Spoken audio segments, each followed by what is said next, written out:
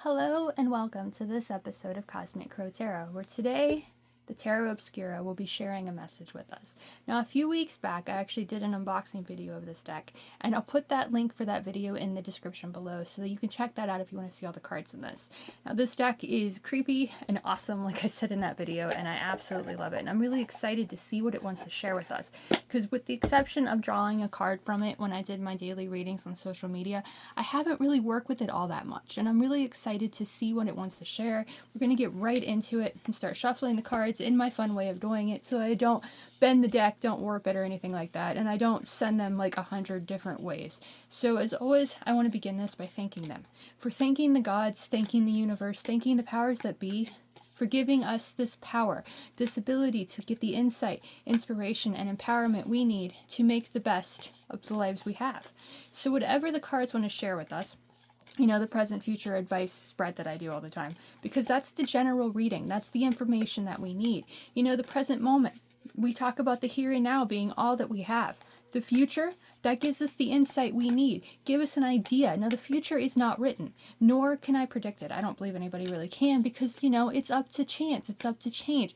And the only constant in the entire universe is chaos. So while we can get an idea of what the future might hold, it's not completely set in stone. It can always change because, the different things that happen, life like throwing curveballs and things like that can change the future, but that future position is important because that future position gives an idea of what we can come to expect. Now, the third and final spot in this, plus the bottom of the deck, because I show the bottom of the deck all the time, is the advice. And this is the advice the universe, God, higher self, powers that be, however you choose to see it, universe, that's the advice that they have for us to make the best of that future that we see in front of us, or maybe advice on how we can avoid it if that future is something terrible that we don't want to see. So those are the three positions, and like I said, the bottom of the deck, because I feel like that's an overall energy, or at the very least, extra information that we might not have gotten before.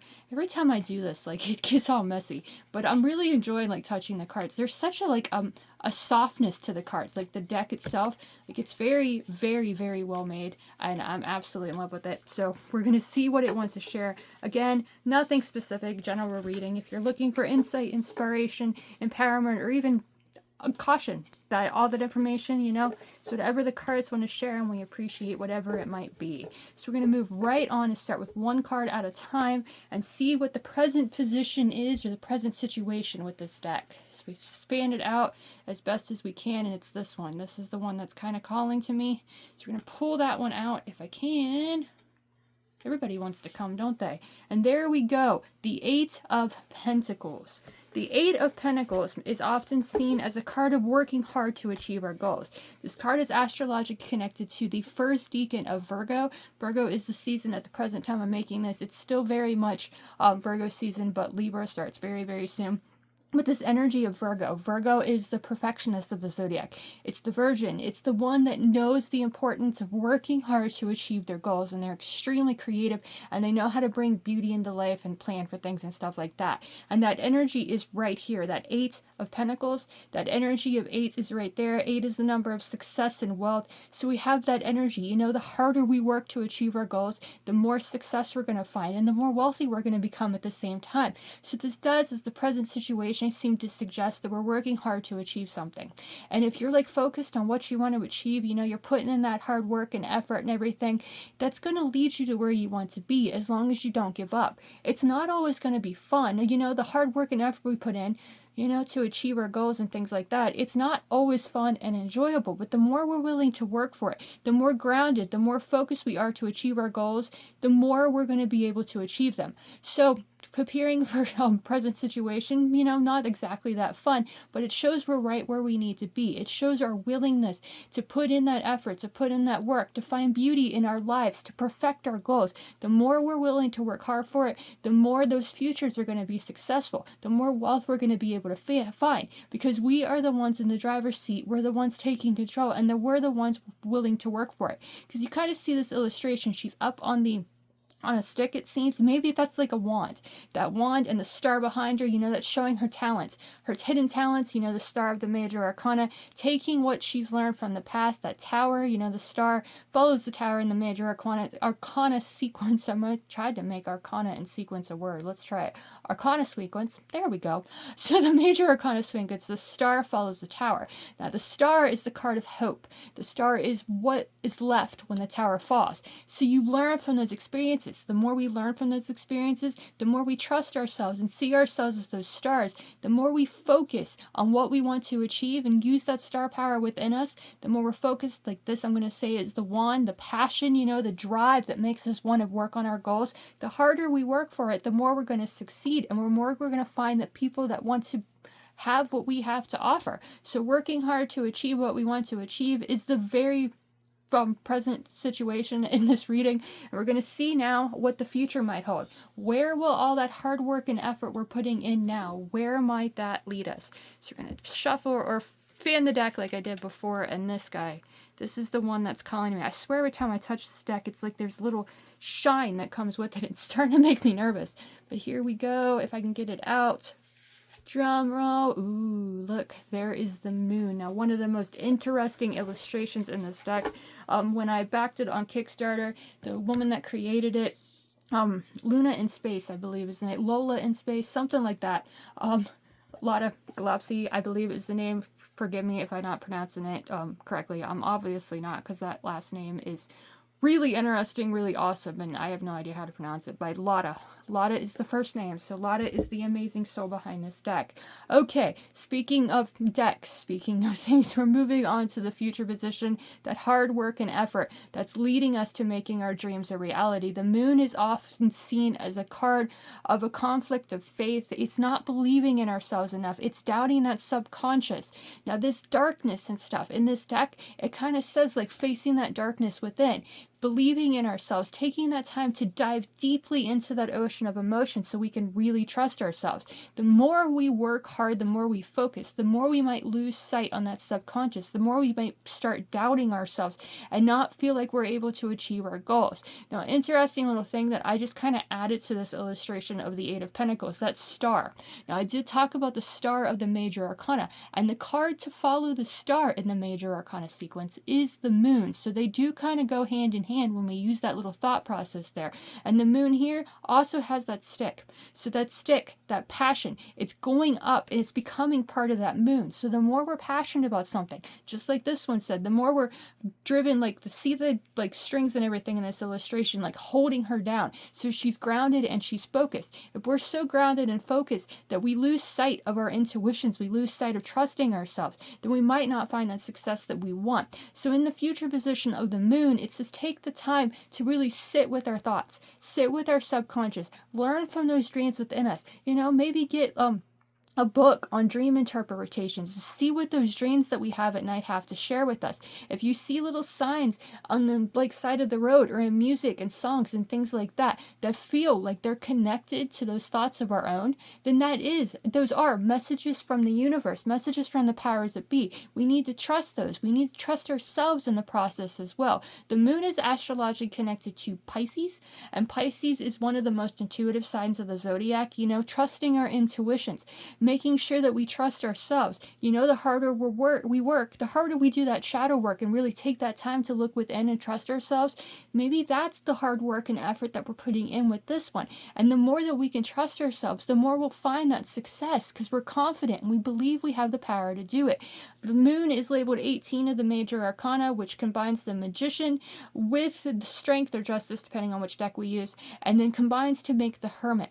That hermit, that time of solitude, that's also connected to Virgo. That's the major arcana card astrologically connected to Virgo. So taking that time in solitude might help us to find those secrets within, to help us learn the lessons that we need so we can work hard to achieve our goals. The moon appearing for the future position definitely gives me the idea, we might doubt ourselves moving forward. We might think the hard work and effort we're putting in isn't worth it. But when we take that time to look within, when we dive deeply into that ocean of emotion and come up with all the knowledge and the lessons that we have learned from it, so we can really trust ourselves and our intuitions and trust the messages that the universe wants to share with us, then we can refine the success that we deserve. Then we can find that effort, that hard work and stuff that we really want to achieve. We can trust ourselves in order to find it. Don't doubt yourself. Don't let that subconscious tell you that you aren't good enough. Be willing to work hard to overcome that. Be willing to work hard so you can trust yourself and your intuition to make your life what you want it to be. Now, I do have a bad habit here with the future position, because that sounded a whole lot like advice, but that is the future position. You know, when you find yourself in that position, when you find yourself in that moment in the future, you know, it's no longer the future, it's the present, and you take that time to look within, you can find what you need. You can trust your intuition to make your future what you want it to be. Now, we are going to move on to the advice position of this reading, so I'm going to fan out the deck again. And this one is the one that's calling to me. If I can get it out. New deck, you know, they kind of like stick together, but let's take a moment to just appreciate that background. It's like so cool, like a weapon almost, like a bomb or something like that, and it's all shooting out in different ways, like that passion and that fire. And the woman that created this, you know, she had that passion and fire to create this, and it's such an incredibly unique deck. I love it. Okay, illustration, advice position, there we are. It says Libra. It is very much the card. It's a zodiac card. I've got those mixed in here too, because zodiac cards are just as important as the tarot cards, in my opinion. Zodiacs and stuff are our power. And you see this balance right here. And it comes like so perfect, because we started with Virgo season, and it's right here and now as you watch this video. If you watch it when it first comes out, it is the time between Virgo and Libra. It's that cusp energy, and we might have started with Libra or Virgo over here, and we end with the advice of Libra. Be fair to yourself, be balanced. A lot of times Librans are more focused on the happiness and the goals of their significant others, their partners, than they are themselves. But if we're allowed to, if we're there for other people, we're allowed to be there for ourselves too. So put that energy towards yourself. Believe in yourself. Take your ideas, believe in them, and run with them, and you can achieve anything. You see this illustration here? It shows a lot. Like, we've got the scales, but these scales are like nothing else we've ever seen. So you've got the feathers on the left and the rock on the right. But look as they hang. One is not heavier than the other. And we know logically that the rock is definitely going to be more heavier, heavier than the feathers. But in this illustration, it's very metaphorical. It says the feathers, when we think of feathers, air, logic, mind, that thing, that's still on the same level. It's still balanced with the rock, which rock we think, earthy, staying focused, staying grounded, and things like that. That hard work and effort, you know, think of rolling a boulder up a hill, how hard that is. Once you get it to the top and it rolls down, that makes it a lot easier, but it's not like you're going to catch it or anything. But really trusting ourselves, trusting our minds, as well as trusting our grounding, our focus, that dedication and hard work we're putting in, trusting our emotions and our intuition, having that balance between air and earth, logic, and just feeling comfortable and safe in our own skin. I feel like that's the little advice that the Libra card has for us. Now, Libra of the zodiac wheel is the seventh house. So we think of 7, that is the number of the chariot of the major arcana. That's the number of overcoming obstacles standing in our way of that success and wealth of the 8. So when we trust ourselves, when we get behind the wheel of our lives and we really take control, driving us to where we want to be, finding that confidence to be fair and balanced to ourselves, really finding that balance so we can trust our intuition, so we can trust that we have the power to make our dreams come true, and we're willing to work hard for it, then we can achieve anything. So stay balanced, stay focused, stay grounded, trust your mind in everything you do, and embrace the energy of the season. Like I said, this is very much the season of the year. The moon right here, just a few days ago, before and obviously if you're watching this months later, this is not the case, but just a few days ago was the full moon eclipse in Pisces. Pisces is connected to the moon. Pisces is the opposing sign to Virgo. So we have very much the here and now of this reading, and it shows just how much power we possess when we're fair to ourselves, we believe in ourselves, we're grounded, and we trust our minds and don't let our minds overwhelm us. So whatever you want to achieve, be willing to work hard for it. Trust that you have the power to make those dreams a reality. Don't doubt yourself. Don't let that crisis of faith make you not have faith in yourself. Be fair and balanced to yourself, and life is going to be a little bit more fair and balanced to you. Okay, we're going to move right on to the bottom of the deck now. Overall message, or just something extra we might not have known. And there it is. The power that is you, the power that is me, the power of the individual go after their dreams and make their lives a reality, whatever they want to be. Fake it till you make it. That's how I see the magician, and what I often call, like, when the magician comes up, because the magician is the step after the fool. He's the first step that the fool takes after he takes his dreams that he's a fool for, and he takes them and takes action on them. He leaps off into the metaphorical unknown, that cliff, and he doesn't know what he's going to find. As we're working hard, we don't know where that's going to lead us. Is it going to lead us to making our dreams a reality, or is it going to lead us to making us doubt ourselves and doubt our faith in who we are? Is it going to make us not be fair to ourselves? We can't think that way. We have to believe that we have that confidence, have to believe that we have what it takes to succeed, and we have to begin believing in that if we are going to find that fairness, balance, and be fair to who we are, and make our lives logical, like the logical answer for ourselves. So embrace that inner magician. Communicate what you want to achieve. Fake it till you make it if you have to. Just believe in yourself and take action on those ideas. The magician is astrologically connected to Mercury, so it's communication and technology. Communicate those ideas. Utilize technology to your benefit. Be willing to work hard in order to begin whatever you want to begin.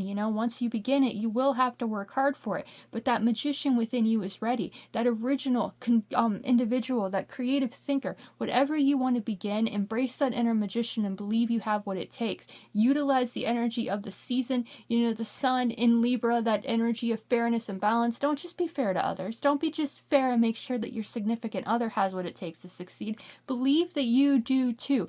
Be that magician. That star that we began with is the star right there on the top of the magician's hat. So that ability to utilize our star power, to believe in ourselves, to take action on our ideas. One, magician, that is the number of taking action. So taking action on our ideas, be willing to work hard for it, trusting our dreams and trusting ourselves and being fair to who we are.